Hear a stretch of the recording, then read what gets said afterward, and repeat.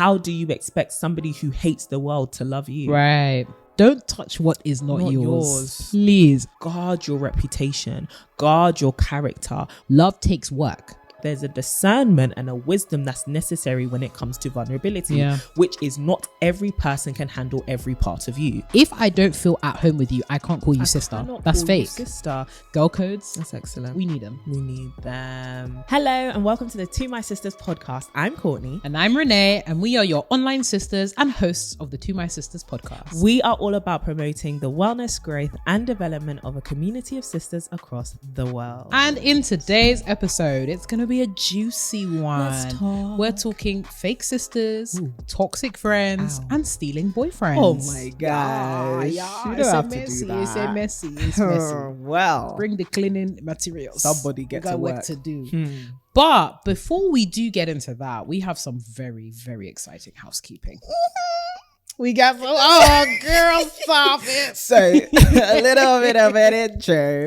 If you don't know already, we've written a book, and we are authors, and we have written To My Sisters, A Guide to Building Lifelong Friendship, which is our debut book, which is available to pre-order right now. But anyway, if you've been listening to us, then you already know that all the links are in the description for the US, UK, and SA, South Africa pre-order links.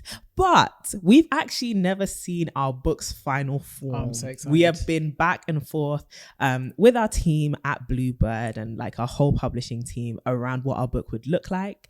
And we have shown you what our book would look like in a graphic, but we've never seen its final physical form. But today, I'm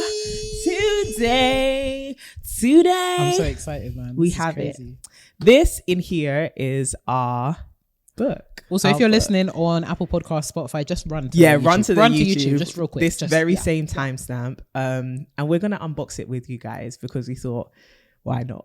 We've already opened the box, but we haven't looked at it. Well done to you, actually, for sitting on this for a couple of days. So, guys, can you imagine? She went off to Morocco to be doing hot girl. This thing came like 5 days ago. I've been looking at it in the eye. Just me and this book. That's real sisterhood. Real sisterhood right there. Do you want to do the honors? Wait, child. Wait, no, you got to lift it so the camera can see. Hi guys, welcome back to our YouTube channel. So as you can see, put your hand behind it. Focus. Yeah. This is the color cardboard 305. All right, let's get to opening it. Okay. Oh, guys, this is. Oh my days.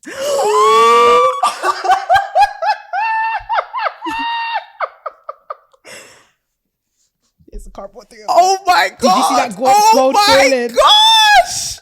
Oh my days! She's gorgeous. Look at her. Oh no, she's a beautiful book. Oh wow! This is a beautiful book. Oh my goodness! Oh yeah, she's a gorgeous book. This is beautiful. No, but the gold. Oh no, she's pink inside as well. Oh no, this is gorgeous. Look at her. This is her. Look at that gold foiling. Look at that, the reflectiveness. We're authors. Oh, this is a nice, and we're in here. We're in the back, just so that you can see that. Oh my god, this is a beautiful book. With the gold foil, it looks so real. This coral, this. Oh, guys, this is the our quality. Book. This is our book. We've actually written a book, bro. And she's thick too. She's thick. Dude, that's some good quality. But she's also one that could fit in your bag. There we go. And she's cute. So if you would like to carry her along with you. Oh, this is a beautiful book. I'm so proud of us. Oh my goodness. We actually wrote a book. We actually wrote a whole book. This is a gorgeous book, guys. Have I already got makeup on it? Wow. Yeah, me too. I was looking at it. I was like, is there anything brown on this? It's the gold foil for me. Oh, this is gorgeous. Yeah, this is a gorgeous book.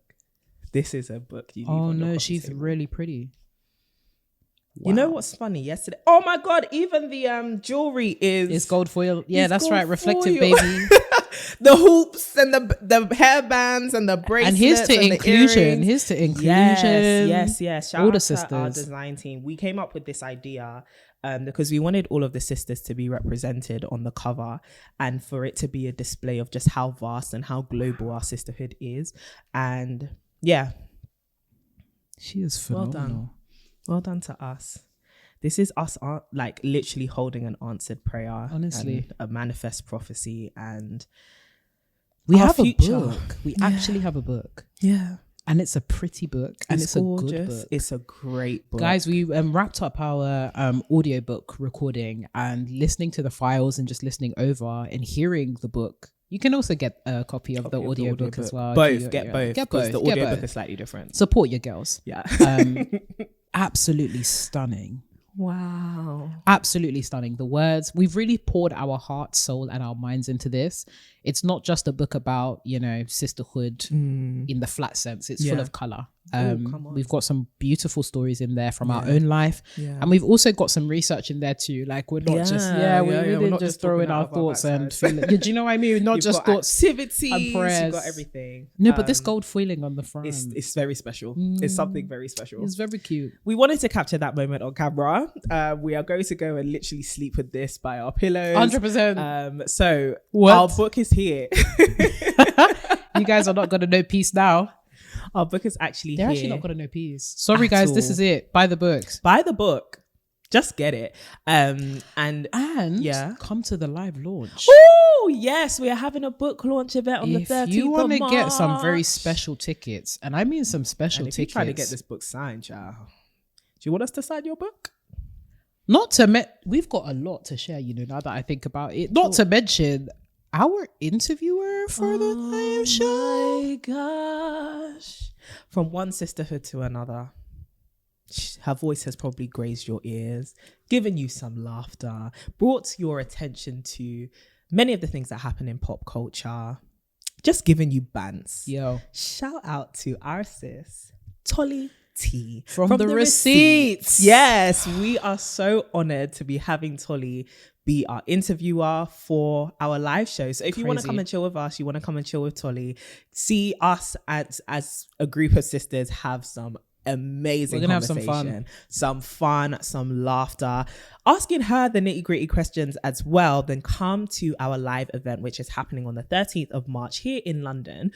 Grab your ticket. The link will also be in the description and in the show notes. That's how you're going to be for the next 12 months. Basically, yeah.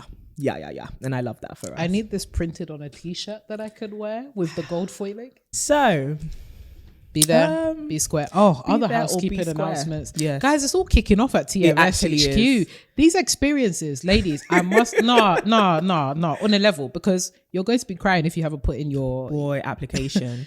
Ladies, we are going to the United States. Yes. We're going to Bali. Yes. We are going to Ghana. We are going to... Have we said that on the podcast? We haven't, Guys, we're going to Dirty December. Dirty December. Girls in Ghana. But with a little... You said that.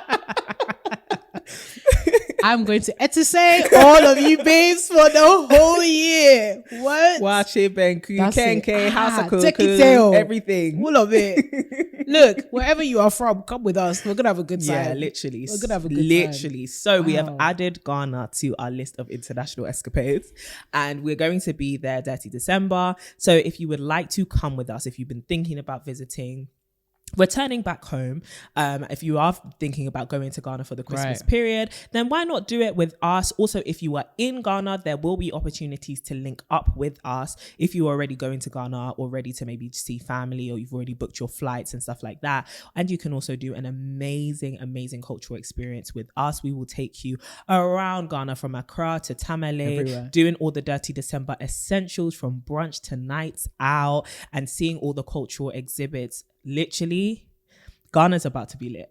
We're about to light up this entire world, 100%. Because right after Ghana, do you know where we're heading to? South Africa. The South African sisters. First of all, I just want to say I love you guys with my whole heart. Like, the way that you guys show up consistently for this podcast, but also you just mentioned South Africa. I just heard somebody. You know what I mean? Like, they have that kind of energy. It's like we haven't even said anything. I remember when we put out the list of experiences, it was the South African babes. They said, I didn't see anything else. I just saw South Africa. Facts. And we love you for that. We appreciate you so much for rocking with us, for supporting us, for encouraging us as well, which is really why we wanted to push to get that pre-order link for South Africa, especially. And so it's out as well. But honestly, we cannot wait to come and chill with you, dance with you, laugh with you, cry with you, everything. So we're going to be in South Africa. I'm even thinking about extending my trip. I was literally about to say. Yeah, we could do it. Yeah, anyway. Also, my birthday is in February. So It's sounding like a big party. I'm gonna need all my SA babes to come out and celebrate me for that birthday. For that birthday. All right, cool. We can make it happen. We can make it work. We can make it happen. That's but exciting. yeah, there's a lot happening at TMS HQ. We have not forgotten about our Vision Fund. Okay, Vision Fund. The applications are many numerous. They are numerous. And we're gonna work through it. Yeah, because this one is not by random choice. So we actually need to work through it. But on March 12th, the weekend that our book is released, is also the dedication of my little godson. So the day means a lot to me. But yeah, on that very day, we will announce who has won the £1,000 investment into their zero equity investment. I'm screaming. A give back. So yeah. The only return that we want is to see you thriving and flourishing. So yeah.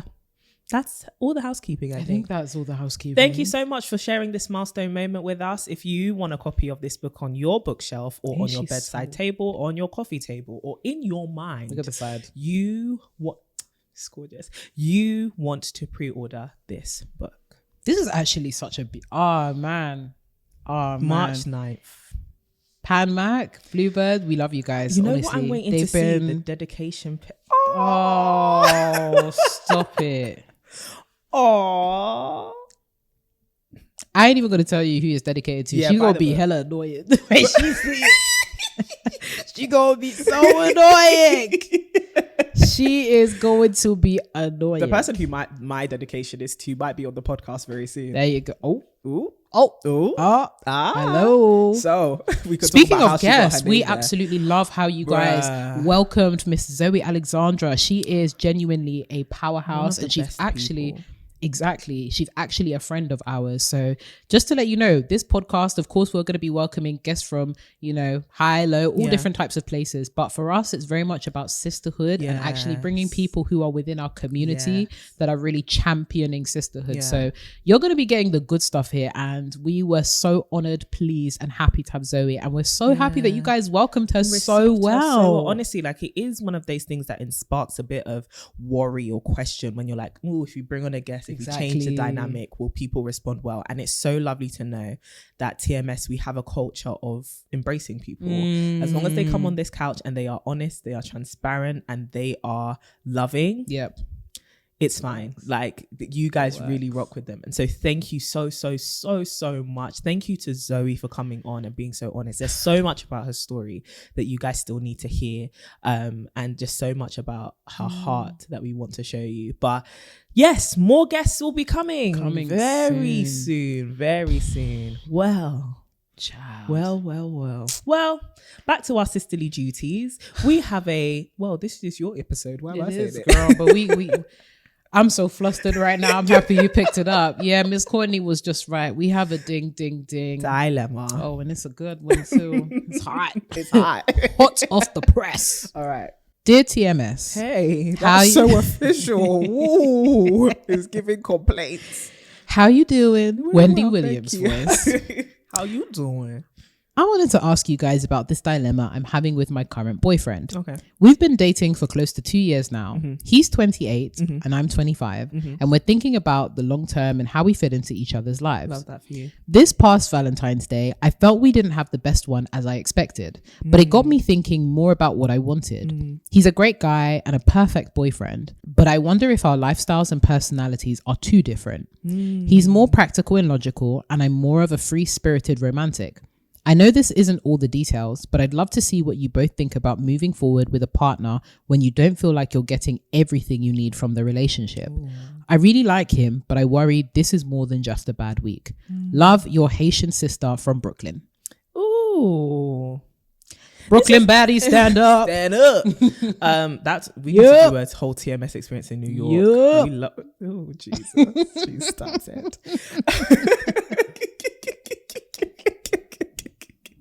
Only the NY babes will know what I'm talking about when I say that. Yeah.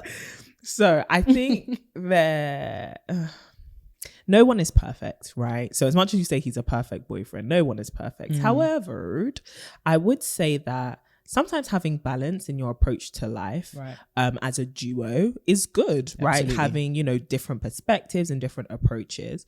However, I don't know if, is this the same thing as you not getting everything you need from the relationship, right? So someone approaching life differently to you, but still making the effort to communicate, make sure that you get on the same page, make sure that even if you both don't come with the same initial thought, that you end up with the same conclusion or like an agreement on what it is that you are doing in the direction for your future. If you're with somebody who's willing to work through the differences, it's fine. Like, it's sometimes just a cross you have to bear, and it's not really a cross, it's just a process that you guys have to undergo when it comes to making decisions for your future.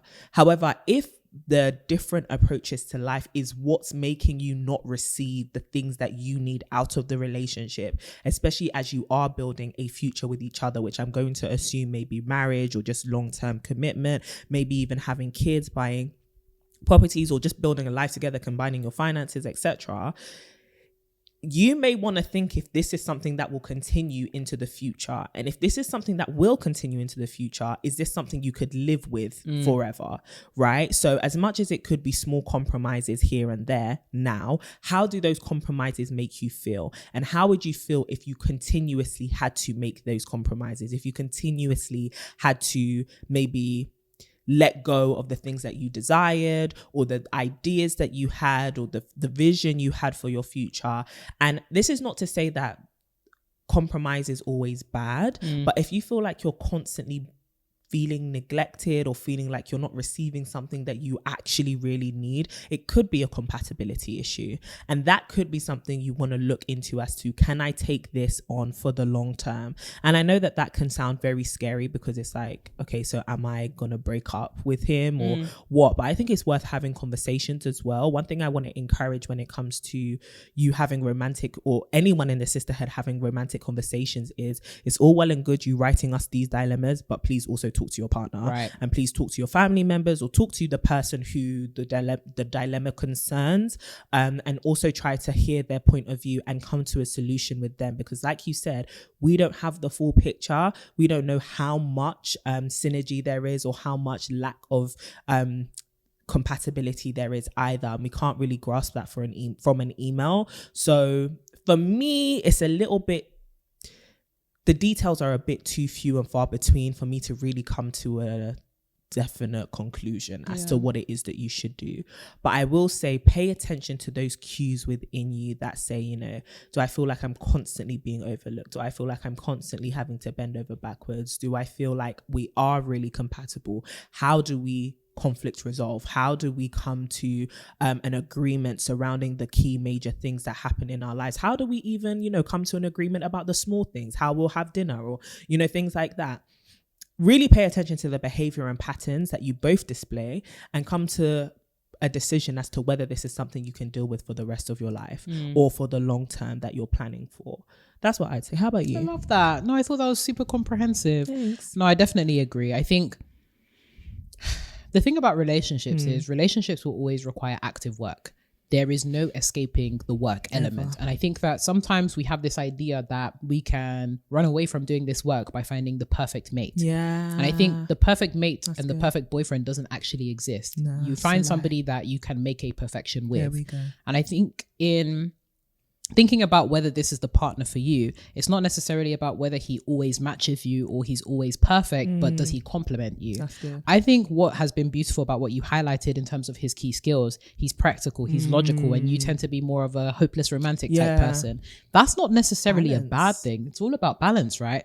That, you know, practicality and that logistics thinking can be really useful in other areas. And I think likewise, you can also influence him in supporting him with being more spontaneous and being more ready to go with the flow. I think it's definitely about balance, and frustration is an indication of incompatibility. If anything, frustration is an opportunity. And I think when we're thinking about relationships, if we see frustrations as an opportunity to diagnose and understand more about the other person, then we'll actually have a lot more fruitful conversations and even fruitful resolutions that would help with your overall relationship. So And you know what? Tough seasons will come. Tough Valentine's Days will come. Tough Christmases. I think sometimes as well, we have expectations that, you know, all of our interactions with our partners will be perfect and will be magical and be wonderful. And I think sometimes we can have a bad interaction that can have us having insecurities as to whether this will work over the long term. And don't allow a bad day to make you think that you'll have a bad life with this person. Bad days are normal. Or that they're a bad person. Exactly. Bad days are normal.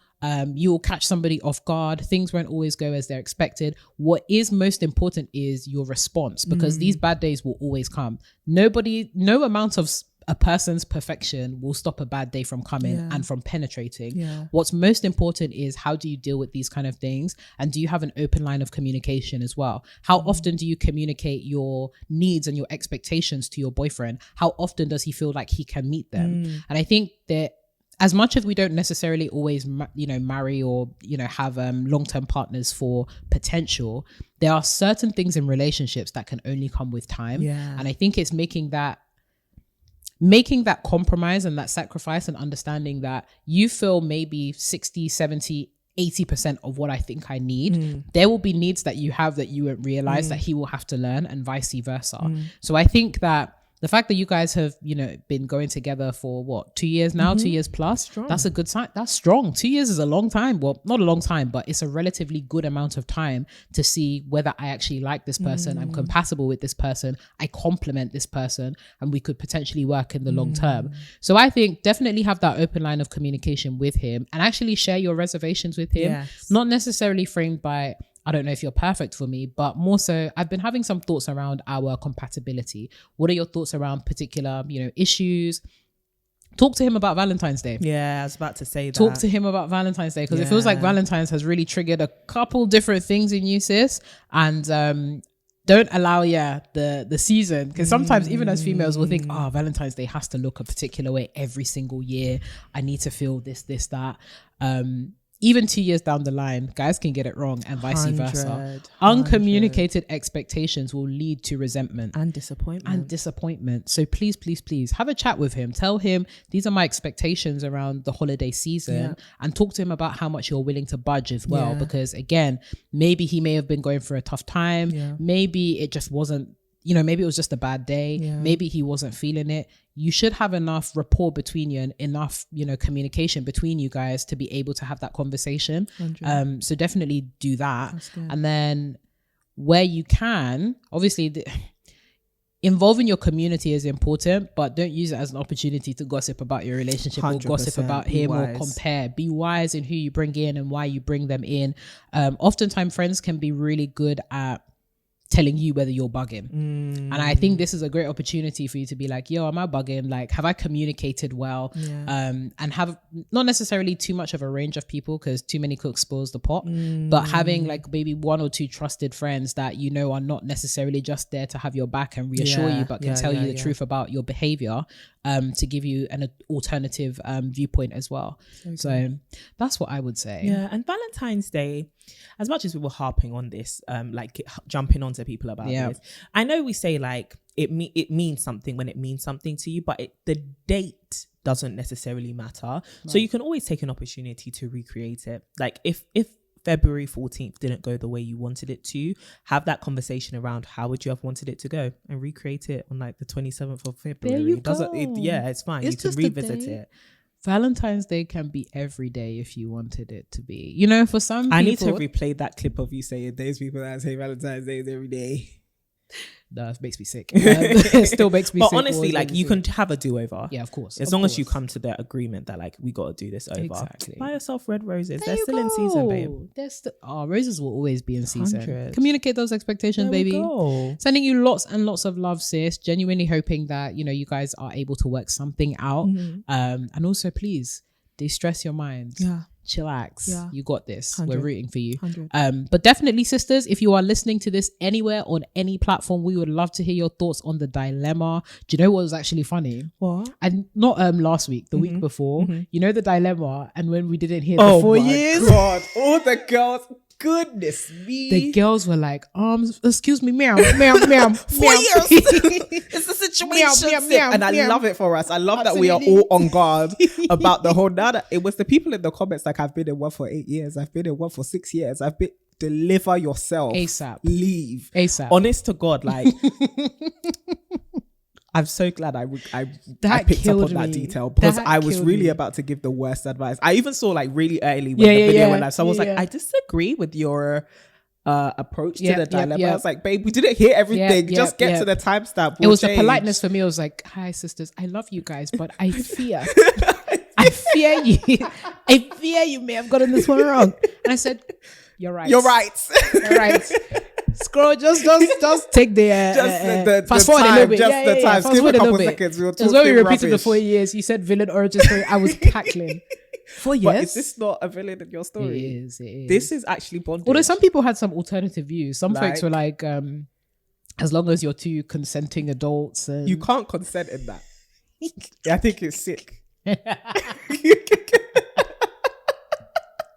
She said you cannot consent to a 4-year situation. You must be under an illusion. Phone a friend. But also, like, I get it, and I think we outlined that in the response, right? What are your expectations? Absolutely. And I think that's the same with relationships. Even this dilemma, where it's like everyone can have an expectation of what February 14th look like. Some people don't want anything. Some people want loads of stuff. Right. And it's like, as long as you communicate what you want and you are also aware of what you want, that's completely fine. You can want whatever you want for your life. What I said was that on this platform, we will get you to also investigate the reasons why you want the things that you want. And I'm going to stand by that. Because as much as we can say your life is yours to live, and it's true, you know, sometimes, no, it's true. Sometimes someone needs to bring you to the awareness of your madness, or the fact that this is stemming from an insecurity or a lack of expectations or low self-esteem, or the fact that society has taught us something which may not lead to us having a productive, happy and healthy relationship. That's what we do here on this podcast. And so if you want to let your autonomy run you into a ditch, that's completely fine. But we will let you know there's a ditch over there. Yeah, just in case. You can run into it if you like. Yeah, exactly. And in fact, you may not perceive it as a ditch. You may think this is home for me. A great dwelling place. This is home But should someone not make you question that? Are you a hedgehog?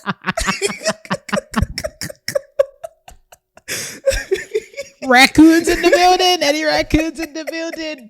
But no, sisters, that was great engagement. Hilarious. It made me laugh. I saw those comments. I was like, damn, they coming for our edges. Then they were like, someone was like, Edit, I see that you have seen.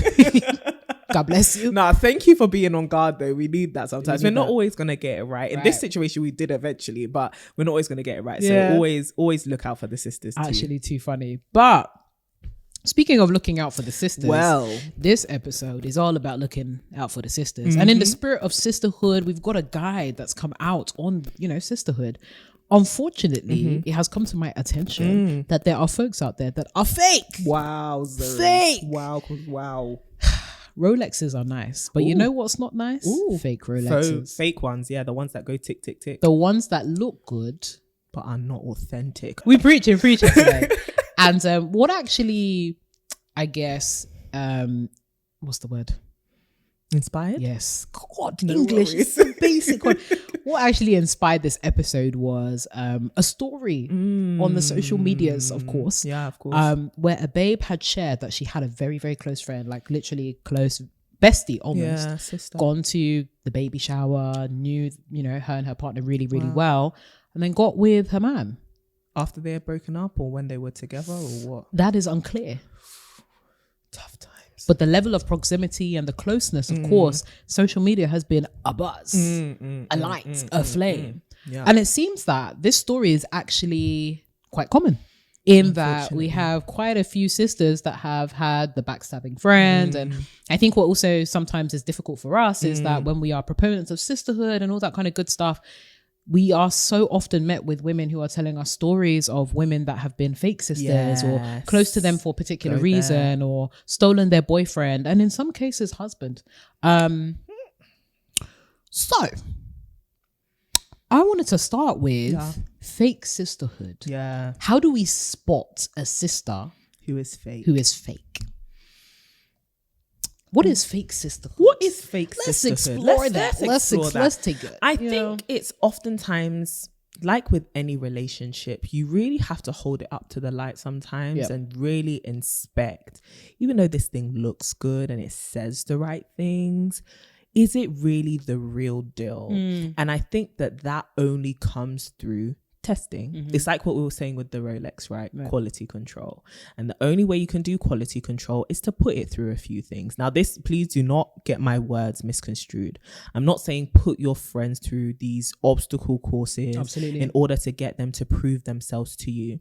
However, I do think that when you hear someone's heart in the times when you are very vulnerable, when you are going through a lot of challenges, and you kind of see their actions, not just them saying things, but the way they come out to support you, the way that they affirm you, the way that they will sacrifice for you, I think that can also be a great way to qualify whether somebody is being authentic or not. But in this specific situation, I think we have to remind ourselves that sometimes things don't work out. And it's unfortunate, but love and relationships is a risk.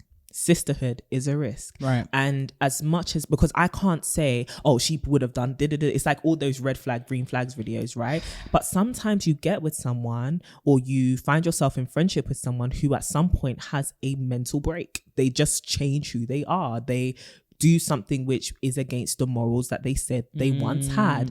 And it's unfortunate, but sometimes people literally just switch up on you because not necessarily because they've always been an evil person, but actually they may feel they're justified, or they may feel like this is just something I wanted to do. I wanted to do something for me. And they kind of forgot about their allegiances to all of their friends. And I think this is a warning to all of us that sisterhood and being a good friend is something you're constantly working on. Right. It's not just something that you magically become one day and stay. It's something that you're constantly working on. Making sure that your heart is in a good place is a constant work. Making sure that you're glowing and growing is a constant work. It takes constant revision. Is my heart in the right place? Am I becoming jealous? Am I comparing myself? Am I coveting? Do I want what she has? And you may think, but it didn't start off this way, but it could end up that way. These things can creep in literally overnight, right? You can be thinking, oh, this is my sister. I'm her rider. Her wins are my wins. All the things that, we say on the podcast. And it's like, okay, but it takes that one win that you've always wanted, but you haven't had, that she now has, to turn you from a supportive sister to a witch. It just takes one day of her enjoying something, and that one thought creeps into your heart, I wish it could be me, or why can't I have that, right? And I'm saying this because so many of us think that we can't get there, but literally it's one thought. It's one thought that you let take root in your heart, and you water it with your insecurities. You water it by telling yourself she doesn't deserve it. You water it by, having to keep up appearances, but deep down in your heart is slowly rotting towards her. That's how you kill sisterhood. So I wanted to kind of firstly say that sometimes people don't start off as evil, and that's why sometimes you don't spot the red flags. And sometimes people even don't know they're being evil, but they're being used by the evil one. Not being used as a vessel. Ooh, it's a topic for another day. That's another day. It's a topic for another Manifesting witch. 100%. And then the second thing, many things have been said. The next thing is a fake friend or a fake sister to me is somebody whose actions stop aligning with their words, right? So somebody can go from being real to being fake in a moment, right? And this is why it's important to stress things like forgiveness and stuff like that. So fakeness isn't necessarily somebody who's made a mistake. I think fakeness is somebody who their actions constantly do not match with their words. Right. Or there's been a huge betrayal of the culture and the conduct that you've set as a track record in your relationship, especially when your friend knows this is a boundary. This is a no-go. You don't talk about this thing. You don't do this thing. Like, we've had the conversation in our friendship group around would you date an ex? And we've had to lay our boundaries about don't touch that man. Once I've had that man, don't touch that man. That man is Labeled. He's for the streets, but you live on this street. He's for that street. You live next to me. Next, right close. Real close. So I think it's worthwhile also having these conversations. And like we said, we've had this conversation in our friendships, and it was a, girls' night in, we're joking, it was jovial, but it lets you know these are the boundaries, right? Once you've had these conversations, if somebody now acts in violation of that, well, you ain't a sister anymore, right? So I don't think it's necessarily about being a fake sister, even though I do think those things exist. And the way personally I pinpoint it is, you're saying all the cliche stuff, but your actions aren't matching up. Right. What are the qualities of your friendship? How do the women in your life actually feel around you, right? So there's one thing to say, I'm a sister, I love women, I support women. Yep. But anytime a woman gets something, or anytime a woman doesn't live up to the society stand or the standards that you have of womanhood or femininity, absolutely, you're quick to criticize her. You're quick to throw her under the bus. You're quick to backstab her. You're quick to call her nothing. You're quick to do all these other misogynistic things to her because she doesn't align with what you consider to be worthy of friendship, or worthy of respect, or worthy of love. That to me is a fake sister, because one thing, and we detail it in the book as well, about the fact that a huge element of sisterhood is solidarity, right?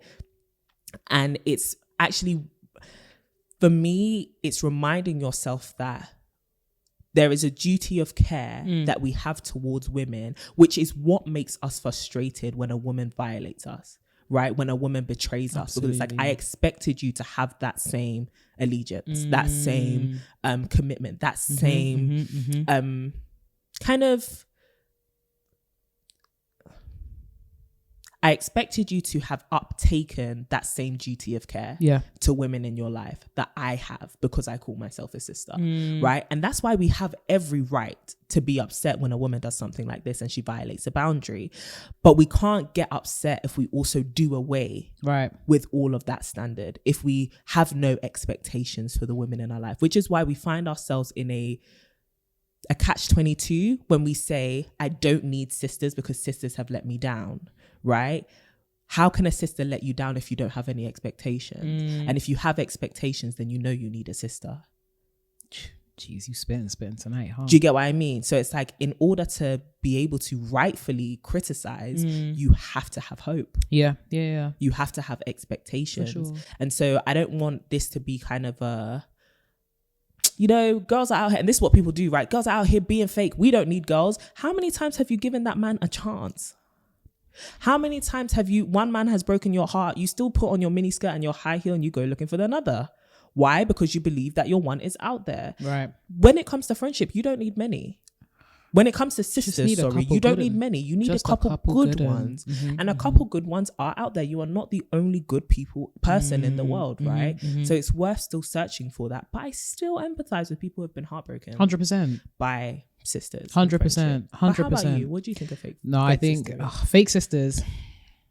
I just don't like fake people, point blank, period. I don't like duplicitousness. I don't like people coming to me with one kind of energy, but you have an entirely different kind of energy. We have so much heartbreak that we go through in life from so many different forces, places, all of that kind of stuff, that when it comes from a friend or a sister, because sister is deeper than friend. I think even that, like, we use sister with such a frivolity. It's like, oh, that's sis, hey sis. It's like, we say that when we say hey sis, it's a recognition of, oh, your blood. Yeah.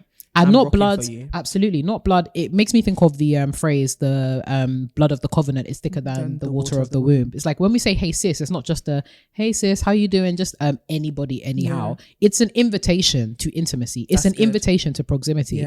So to me, if there is any hint of inauthenticity, if there's any hint of like a very problematic character, then it is a like fundamental breaking of that covenant that we have together. It's a covenant break, right? This is why when we think about like self-awareness and sisterhood, the two go hand in hand. Because to be a good sister, you need to be very self-aware. And I think that in terms of like spotting fake friends and spotting fake sisters, you really do need to do an analysis of yourself first, because I love what you were saying about the fact that it's not necessarily that people always go out to be a fake sister, but sometimes we don't catch evil before evil manifests. And the thing about evil is a process. There's like mini evil, there's like baby evil, and then baby evil becomes teenage evil, and then teenage evil becomes adult, and then adult becomes, oh, this is an infestation of evil. And I love what you were saying about evil being fed by our insecurities, because oftentimes fake sisters and fake sisterhood is fed by insecurity. It's a desire for proximity and intimacy without the work that's attached to it. It's the desire for the appearance of love without actually having to be love or manifest love. Love takes work. And I think that even when we think about friendships as well, right? Like, I love that you're talking about romantic relationships. And even in the example of the babe who her friend stole her boyfriend or whatever, we're all looking for love, but in our pursuit of what we think is the ultimate love, we are actually allowing ourselves to be used by evil, and we're actually shunning love, like real love, which is so insane. Yeah. It's like you're going for this ultimate prize, and in the pursuit of this ultimate prize, you are losing so many prizes that you've had before, so many things that you have kept. And it's like, how much are we willing to step on the toes, the necks, the heads of our sisters in pursuit of men, to the point that we're actually destroying communities, like entire communities, to the point where we have women and, females are now known as not being capable of having sisters or having friendships or being good people to other women. And it frustrates me so much, because even as we've detailed so many times in the book, we have benefited from having wonderful female friends. Like, we are a testament of wonderful female friends. Like, this is my best friend, and like, I couldn't imagine a world where she would intentionally harm me because of how much we what?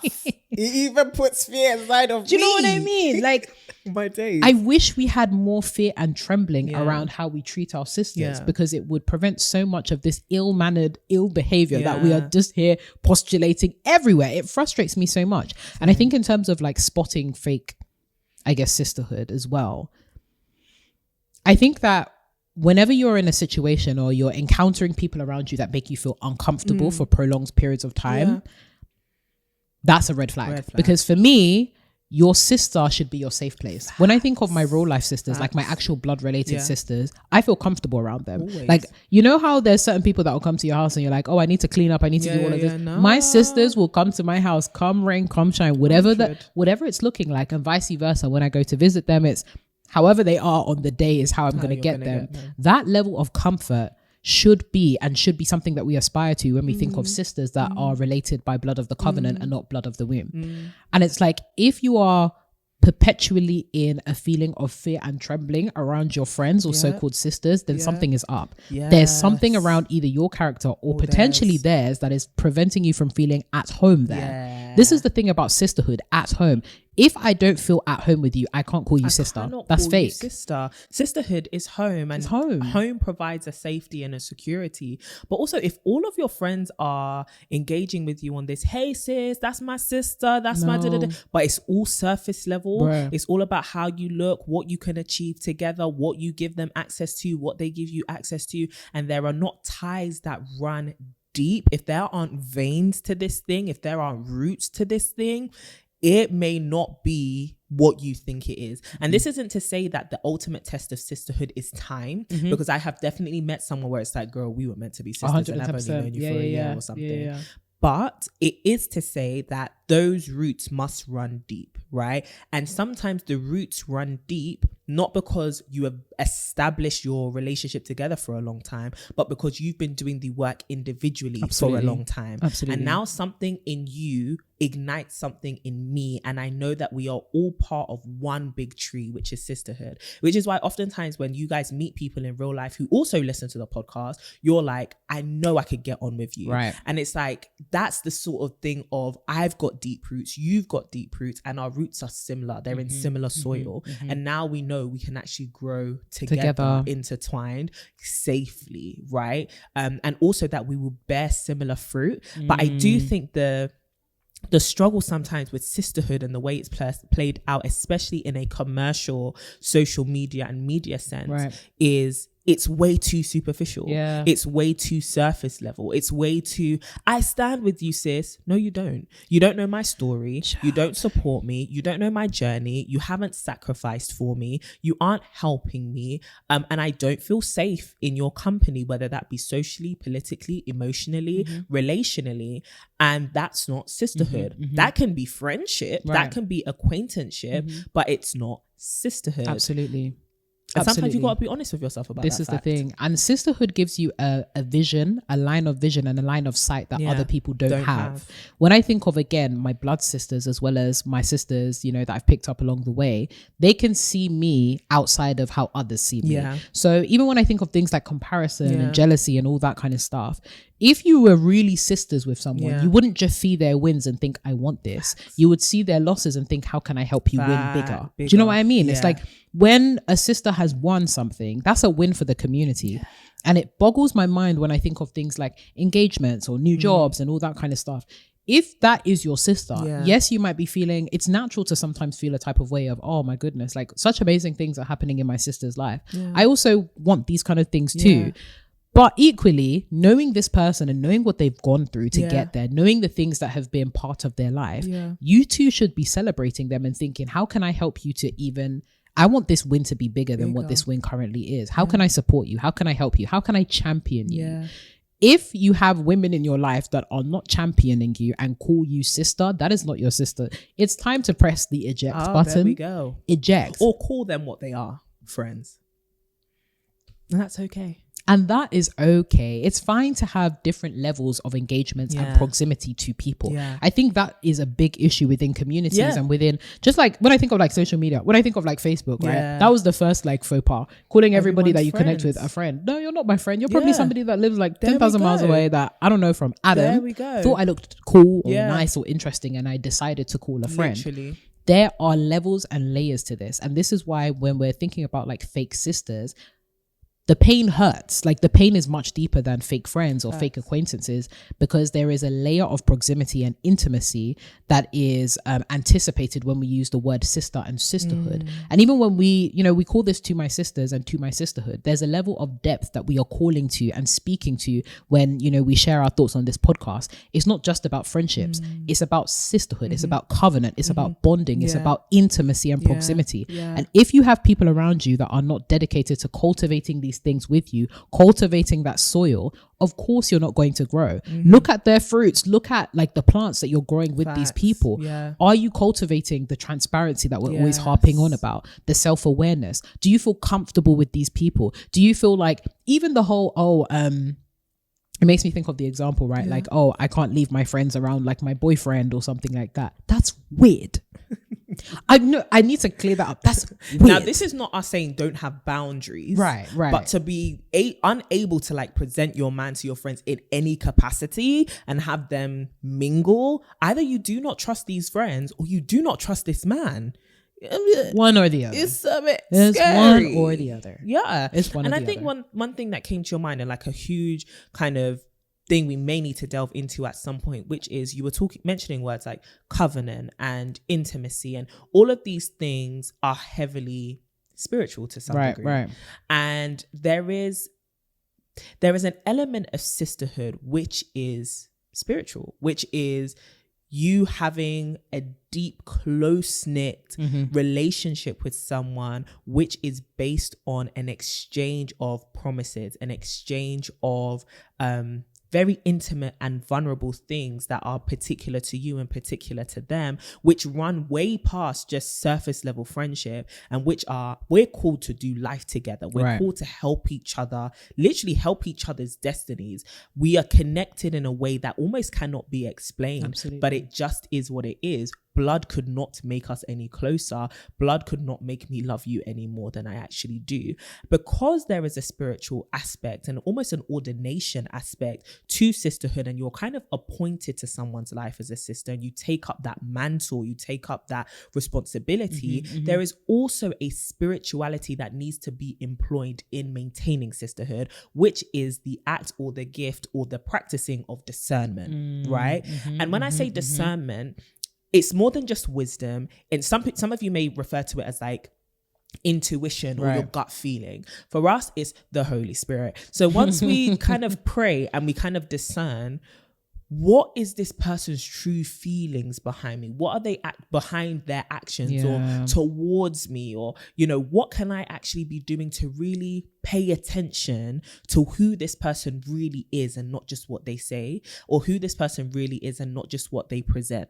Because there are so many people who know how to fake it till they make it, but you have to know who not to let make it. You know, no, for real. For real. You can't go past this point. No. You can't. You can't come and here. It's not being all hocus pocus, spooky, whatever. But there are just some people who, you know how there's some people your friends are friends with, but you're like, they don't sit well with my spirit. I don't know what it is. And then later on you find out, I thought as much that you were a shady character. A shady character. And it could be things that you are seeing them do outside of your relationship. And I think that's another indication as to whether someone is truly a close friend, an intimate friend, which is, are they just good with you? When they're around you, do they say all the right things about how they'll love you? They'll be intimate with you. They'll always be there for you. You're going to, move into your dream apartments together and they're going to help you build your life. But then after that conversation, they tell you gossip about everybody else. They tell you how they dislike this person and they wish bad on this person, or even their perspective on society is a bit, clouded by pessimism and just a general disdain for all things good and lovely. Ooh. Do you know what I mean? It's like, how do you expect somebody who hates the world to love you? Right. It doesn't work that way. So if that is giving you like a thing in your heart that says, whilst you can love this person, you can't fully trust them in that way with all of you, I think that that's something that you need to pay attention to. And there are different degrees to, there's an aspect of wisdom. You can be a sister to somebody, but not be your most vulnerable with them. And I know some people will be like, that's completely contradictory to some of the things you say, but there's a discernment and a wisdom that's necessary when it comes to vulnerability, which is not every person can handle every part of you. And not every person can handle every part of your story. And so there are certain sisters in my life who I know I'm there to support them, but I can't go to them for the certain supports I need because they are just not strong enough in these areas yet. Right. They are still growing, and I am actively taking on the responsibility and have a very deep understanding of the imbalance which I am accepting, which is I am there for them, but they cannot be there for me. But I know who is there for me. And I know that they are not there for me with good reason. And once they get to that area of maturity, they can be there for me. But the issue here isn't their heart, it's their capacity. Do you get what I mean? And so it's also having a discernment of, does this person have the capacity to be here in my life in this specific ways? Right. And if they do not have the capacity, it would be unwise and undiscerning and quite detrimental for me to put a weight on them that they cannot bear. And so it's important to also balance, what weight can my sisters bear? Right. Some people cannot afford to be around your relationship. Some people cannot afford because of maybe where they're at in their life. Maybe they just broke up with their boyfriend. Maybe they're going through heartbreak. Maybe they're still healing from trauma and every week they're going to their therapist talking about, I don't know if I believe in love. Maybe those aren't the friends you need to go and talk to about your relationship issues. Do you know what I mean? That's wisdom. And also being realistic, right? People are at different places, different stages and different just areas in their life right now, right? And it makes me think of like the different stages of sisterhood, right? There are some sisters that you have that are older sisters. There are some sisters that are your contemporaries, and there are some sisters that are your baby sisters. There's different levels to this sisterhood. And you wouldn't go to your baby sister that's like 5 years old to, hey, can you hold this for me? Or let's talk about, it reminds me of that meme. I don't know if you've seen it, of like Kanye West FaceTiming like a hamster. And he's like, I just want to talk about mind control. And this hamster is just looking at him like, first of all, I don't even speak human. I don't speak human.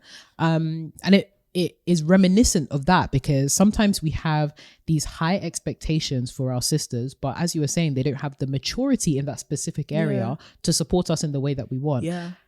Likewise, there are some people that we think that we can be sisters to, but we don't have the capacity to support them in that area, and that's okay. And I think even sometimes how many of us may have the guilt of overburdening other people because it's like, I don't want this sisterhood or this relationship to always be in balance. it's not even necessarily a question of being imbalanced, but understanding, does that person have the capacity to support me, and paving it forward in another area, right?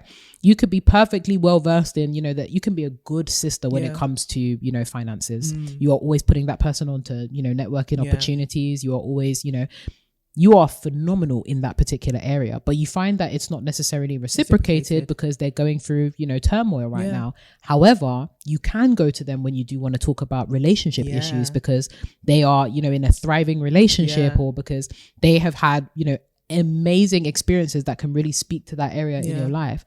So it's really about being wise about the areas that you can provide good sistership, and the areas that you can receive good sistership from the different people in your life. And also it kind of harkens back to the dilemma in a way of, what are your expectations around fulfillment of your needs?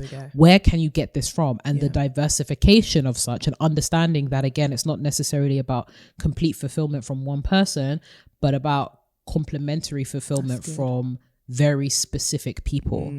But I wanted to touch really quickly on something that we also kind of touch on in our book as well, this idea of conduct, this idea of culture, and this notion of girl code. So I think it's something that is very implicit in a number of different relationships, and it can be used in a variety of different ways, whether it be laying out the boundaries that you have, or having those jovial interactions with your girlfriends around like what you will accept and what you won't accept in specific scenarios. I would love to hear more about like the girl codes that you have with the women in your life, what they actually look like as well, because I think sometimes there can be a lot of resentment and disappointment that builds when people don't have the same version of the girl code, right? Even in the conversation that I remember so vividly, it was a really funny one where we were talking about, would you date somebody that wasn't an ex? At what time? How much time has passed and all that kind of stuff. What would you do in this particular situation? And that's actually one of my favorite ways to like talk to my friends. Facts. It's like scenarios. All we did was like, so do you remember back in the day when folks would just come to like lunch and be like, so guys, scenario, what would you do if your cat grew wings? Literally. Or one of my favorites was always, because of Criminal Minds True Crime, it's like, if I actually committed a crime, how would you help me? How would you support me? Or what would you do if you found out one of us was a serial killer? There we go. And as outlandish as those examples are, underlying these conversations is this notion of what is the code between us. So I would love to hear more. What are your thoughts on girl codes? And what are some of the girl codes that you have with some of the women that you interact with? I think girl codes are necessary. It's important for all of us to be on the same page as to what is right and what is wrong when it comes to our relationships. What leads to a lot of rifts in friendships is because people don't know what to expect, or they haven't expressed their expectations, or no, we're not on the same page as to what we expect. I expect something from you which you don't expect of me. That can sometimes be a problem.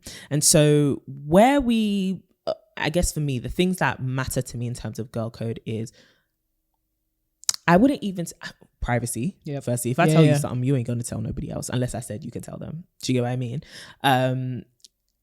Honor. Like, I am a human being. Outside of this friendship, I am a person as well. And I want you to be able to see all that I am and appreciate all that I am. And not just see me as one of your, you can call it arrogance, you can call it pride, but I'm not just, your friend that you can pick up and toss and do all of that. You can dishonor my time. You tell me you're coming to see me and you're like 50 minutes late because I'm just spending my whole life waiting around for you. No, got stuff to do. The tardiness, ladies. I've got stuff to do. And for me, I'm always like, if we can fix the time issue, that would be great, just because I think that that's a display of honor. But other ways to respect, don't talk about me to people, like I just said. Or if you have an issue with me, come directly to me. Things like that. Or, if I have an ex and we were close, like real close. You can't do it. Shouldn't even cross your mind. Things like that. I think it's all where we sometimes go wrong with girl code is we think that it's a universal rule book. And it's not. Some things run in certain friends groups which don't run in others. If you're a team of friends who are like, everyone's aim right now is to marry somebody rich. I dated this rich guy and he didn't work for me, but he might work for you because our aim is to just get rich. Do you get what I mean? It's like maybe the whole sharing of exes things will run in your circle, right? So I think it's sitting down and juvenile as people may say it is, I actually think it's a fun exercise as well. I agree. To just sit around and run scenarios and be like, guys, I watched this film. Like, I remember we'd sat around and talked about like acrimony or certain different films. Yeah, like certain different films. Like, guys, if that happened to you, what would you actually do? Funny. Or watch a series like Girlfriends on Netflix and be like, if that was us, what would we actually do? And it reveals a lot about people's character and their approach to life and what they're thinking at that time, which I think is very helpful to us as people to know, okay, so Renee thinks like this, Courtney thinks like this.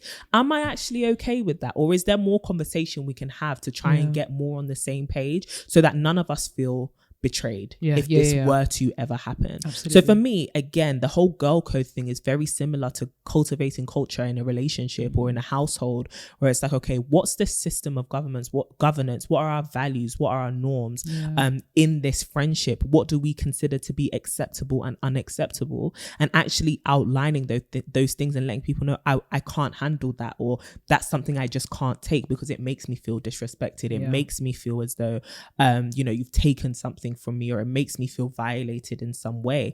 And don't be, and this is, again, it kind of full circle to what I was saying about, people commenting, deciding what they want for their life, right? I think it's important to know where these girl codes are rooted. If your girl, one of your girl codes is you can't be friends with people who I hate, it could be a good chance to kind of analyze for yourself, why are you so territorial with people who you do not own? And things like that. Kind of, is it juvenile? Is it immature? Is it a sign of immaturity? Is it a sign of insecurity? Kind of deep dive into why do you have the codes of conduct that you do? But also, it's something that once you have inspected it and you know it's coming from a good place, or just from an honest place of I'm still working on myself, you shouldn't be made to feel bad for the fact that you have expectations. And I think that's where a lot of people get frustrated with the whole sisterhood conversation. Absolutely. Because you try to hold people to a standard, and then it's similar to what we see in the red pill, right? It's like you try to hold people to a standard, and now suddenly they're crucifying you for having a standard. And it's like, no, you can have an expectation and you can have a standard for your friends and for the people in your life who you call sister.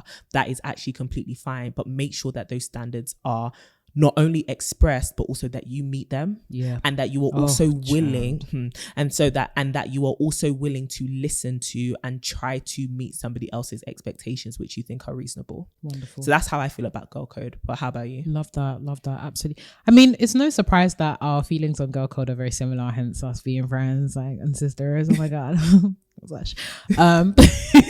But no, I totally agree. I think girl codes are necessary. I think they are the personal mission, vision statement for the relationship and the friendship. It's this is how we behave with each other. This is what is appropriate. This is what is not appropriate. And as frivolous, again, we can see these relationships, it's important. And it's funny because you often have these codes with like romantic partners, but then with friends, you just, I assume that they get it. I assume that this is, safe. I assume.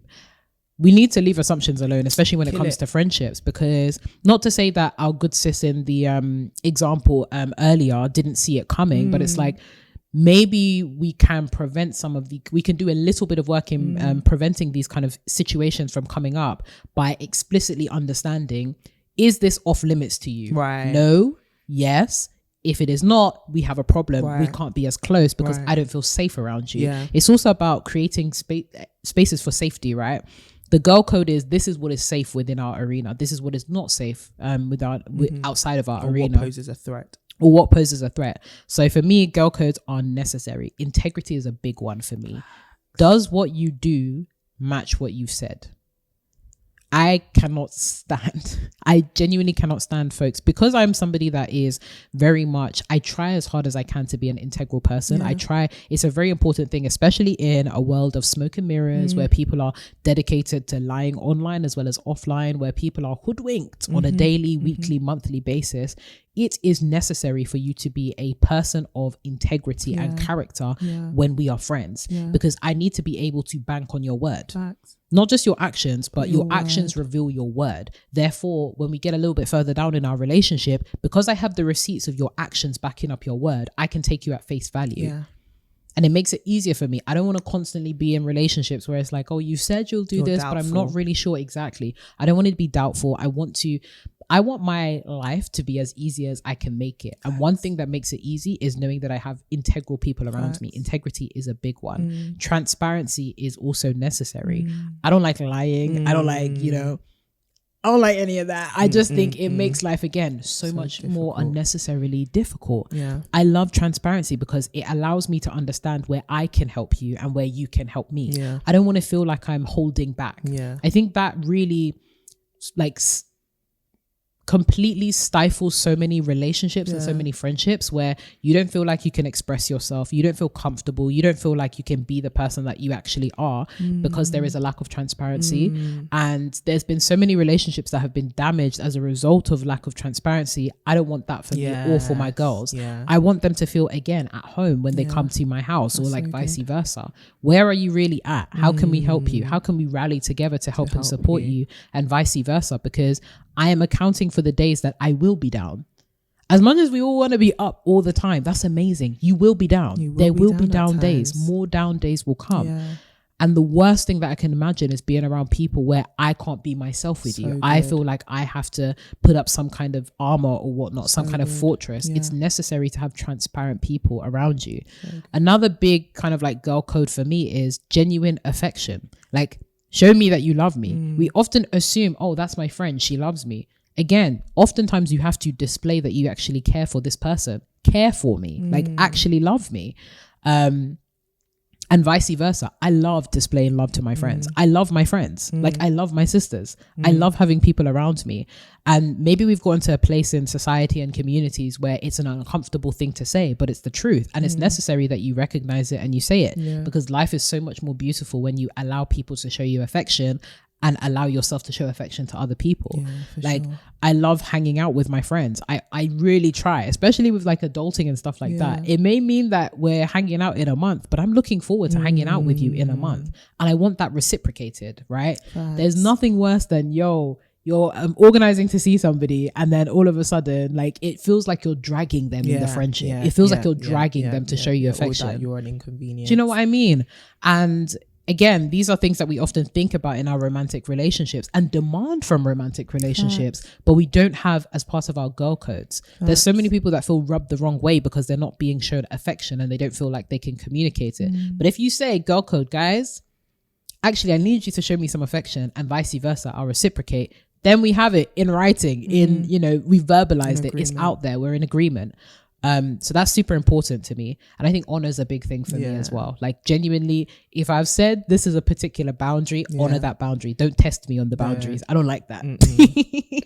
I don't like that because it shows that you don't respect me. Facts. And respect is another big thing for me. I need respect as well as I love to show respect. Especially as human beings, as women, we're so often disrespected in so many different capacities. I don't want that permeating my friendships. Respect is a big one. That's good. So yeah, I think girl codes. That's excellent. We need them. We need them. We need the girl codes, ladies, and we need to stop the toxic friendships. Yes, please. We need to stop the false sisterhood, and we need to. We have a code in the sisterhood. Don't touch what is not yours, please. Unless this is expressly communicated, don't be taking nobody's husband.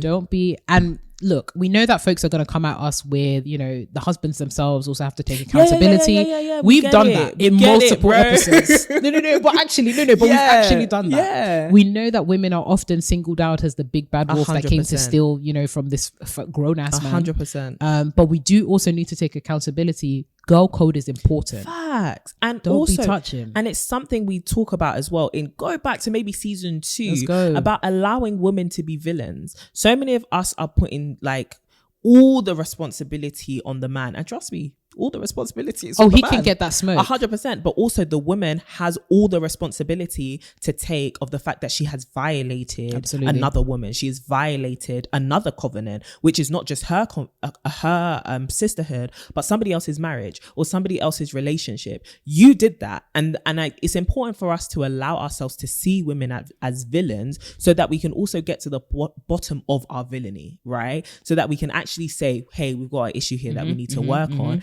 And it doesn't make us bad people. It doesn't make us evil people. It means that we had an evil moment and we allowed it to take hold. We allowed evil to take hold of us. But now it is our job to deliver ourselves from the hands of evil. Hello. Okay.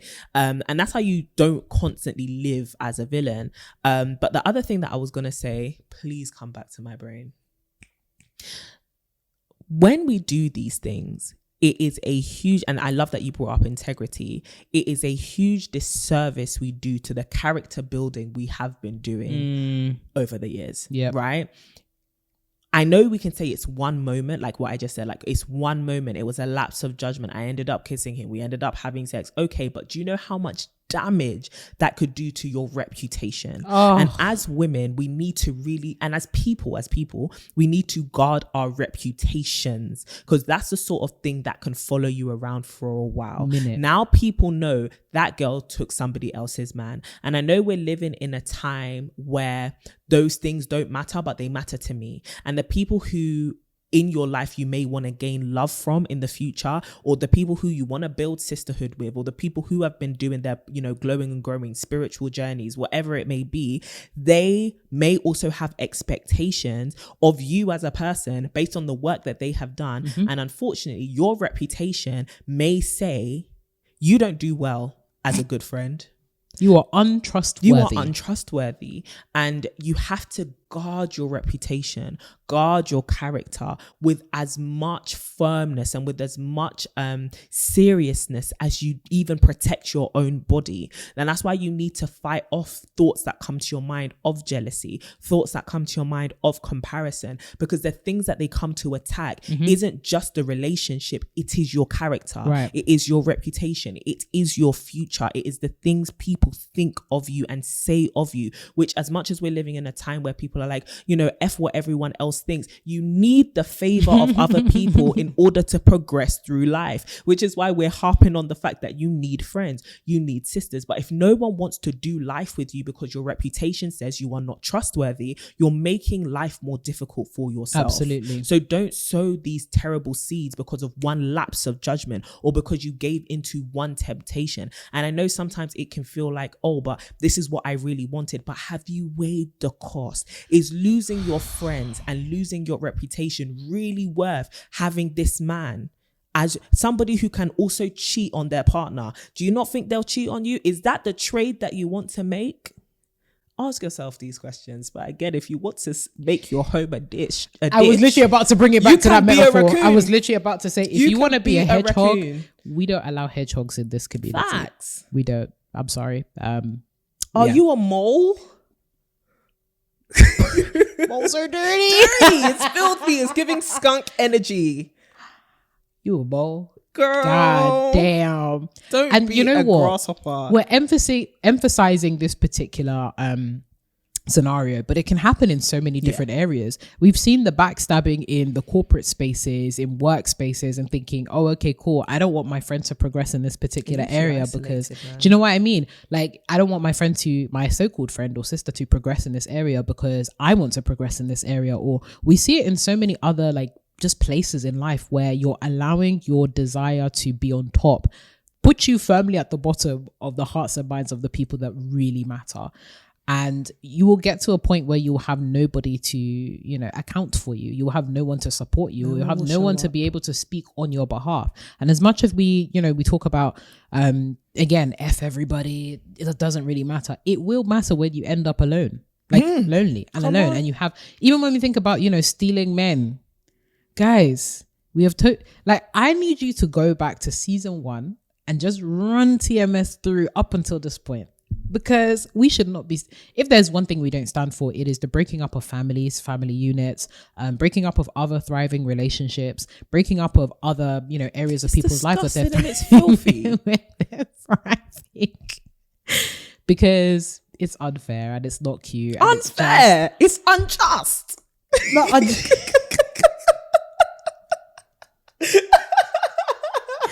Unless you have knowingly signed up for polygamy, which is interesting because we need to do a whole podcast episode on polygamy.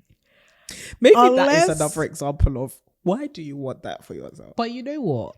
But if you want that, I'm not going to yuck your yum. Do you know what? And there you have it, ladies and gents. If that is what you want for you, yeah. Sorry, I just had to put that on. Yeah. I don't want it. You know what? Some of them are. Anyways, we'll leave that for the episode, the polygamy episode. But sisters, and we say sisters in the meaning of the term with the depth attached to it, the sistren. You know what I'm saying? We want to protect you. We want you to see this as a safe space, but we also want you to have real sisterhoods that feel like safe spaces. Yeah. We want you to feel like you can be transparent, vulnerable. That's why we use these buzzwords. They're not just buzzwords. They're also practical things that we want to build and cultivate within our communities. When we say To My Sisters is a movement, it is a movement where we are reclaiming sisterhood. We are reclaiming friendship. We are reclaiming womanhood and allowing ourselves to build up what was once stolen from us or hijacked by social media narratives or patriarchy or various other institutions that have created so much enmity between and amongst women. We want to break that down completely, but in order to do that, we need you guys to get on board, which is why we want to grow this sisterhood as big as it is and continue growing. We want women to feel empowered by other women, not just in the sense of, you know, wearing the power suits and going to the cute little dinners out and stuff. We can do all of that, but we also want this place to feel like home. Come on. And it is with that, in the desire to want to build good sisterhood, that we'd advise you to buy our book. For real, pre-order it. Which is all about building lifelong friendships. If that wasn't a good segue, I don't know. No, but honestly, pre-order it. Like, we're not just plugging it because obviously it's our book. Yeah. Obviously we're biased or whatever. But genuinely, we wouldn't put out anything that was nonsense. Like, we don't run like that. We've poured out our hearts and our minds. And like Renee said, we've done a lot of research, all of these things. So please, if you would like to read more about the things that go into making friendship work and a lot of the topics which we've discussed in this episode, pre-order our book, man. Pre-order it ASAP. It'll be a great addition to your library. It is available in the UK, the United States, South Africa. I mean, on the Audible platform. Soon anyway. As of March 9th, we'll be out. That's crazy. Baby. March 9th. We're going to be out here. Like, all you're going to hear is just book. Yeah. You should get it. In fact, get it for yourself and a sister. Get it for a sister too. For real. Do it with a sister as well. Read it with the sister. Do the activities with the sister. Nice little games night in. There's some activities you can do together. You know, these are great conversation starters actually. So if you are looking for what your goal code is, use the kind of topics and the activities in the book to spark those conversations. Absolutely. As well. And if you want to see real examples of sisterhood in action, we have got plenty stories and anecdotes from our own personal lives. Some of triumph, some of testing, all inside the book that you should pre-order. Amazing. Well, sisters, thank you for tuning in to yet another episode of the To My Sisters podcast, and thank you for listening. Thank you for supporting us. Thank you for being a sister. Thank you for championing us. We really appreciate it. We love you guys. We are looking forward to seeing you at our book launch on the 13th of March, and we're also looking forward to connecting with you in the various different countries that we're going to. How exciting. CMS takes the world. So make sure that you are all plugged in, and you can do that by making sure you are following us on all socials at To My Sisterhood on literally everything: Instagram, TikTok, LinkedIn, all the feels. And of course, the sisters behind To My Sisters, you should come and follow us individually. The lovely, the wonderful, the chocolatey, the beautiful lady to the left of me, who is looking fantabulous in this cream décolleté. Beautiful on the left at CD Barteng.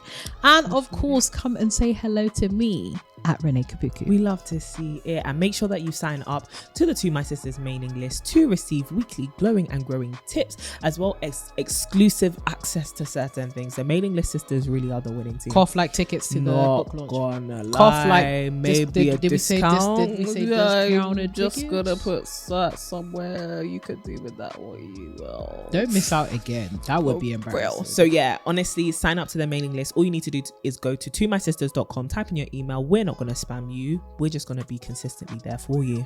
Reframing. So sisters, we hope that you have an amazing week. Honestly, go forth and be great. We are rooting for you. We love you. And as always, keep glowing and growing.